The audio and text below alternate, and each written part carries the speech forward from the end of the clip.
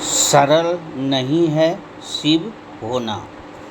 प्राण तो सबको प्रिय हैं, परंतु पृथ्वी के जुझारू रूप से चलाने हेतु हर कल्प में प्राणी रूपी शक्ति को स्वयं से पृथक करने के लिए रुद्र होना पड़ता है।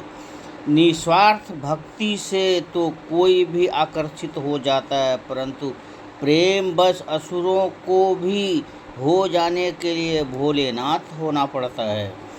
कमल तो किसी को भी मोह ले, किंतु कटीले बेल पत्र से ही प्रसन्न हो जाने के लिए शंभु होना पड़ता है।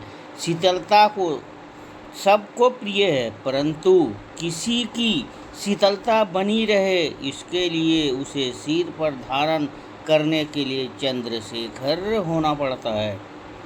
गंगा की चंचलता सबको भाती है, परंतु उसके धरती पर अवतरण हेतु उसके वेग को जटायु में धारण करने के लिए गंगाधर होना पड़ता है। सुंदर पशु पक्षी सबको प्रिय है, किंतु है और भय के भाव से जो देखे जाने वाले सर्प को भी अपने गले में स्थान देने के लिए पशुपतिनाथ होना पड़ता है।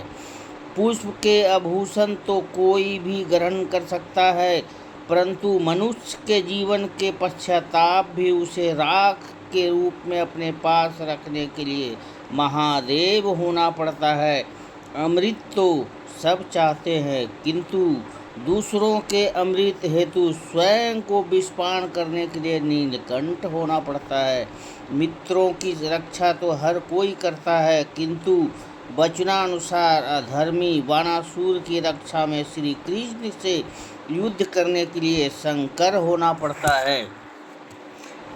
भविष्य को जानकर भला कौन अनहोनी होने देता है, परंतु त्रिकालदर्शी होते हुए भी दक्ष के यज्ञ में जाने की सती की इच्छा का सम्मान रखने के लिए शिवा प्रिय होना पड़ता है।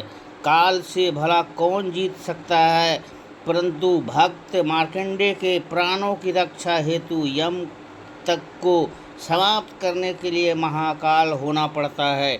मनुष्य के दैव तो बहुत मिलेंगे, परंतु निशाचरों तक को अपनाने के लिए महेश होना पड़ता है। शिव तो एक दिन सब होते हैं, किंतु काली को शांत करने हेतु सब बनने के लिए शिव होना पड़ता है। जो सर्प और कार्तिकेय के मोर को मित्रता सिखा दे वो शिव है। जो नंदी और गिरजा के शिव की शत्रुता भुला दे वो महादेव है। जो भांग से भी प्रेम करे, दूध से भी, विष भी जिसका हो, अमृत भी शिव भी हो सकते हैं।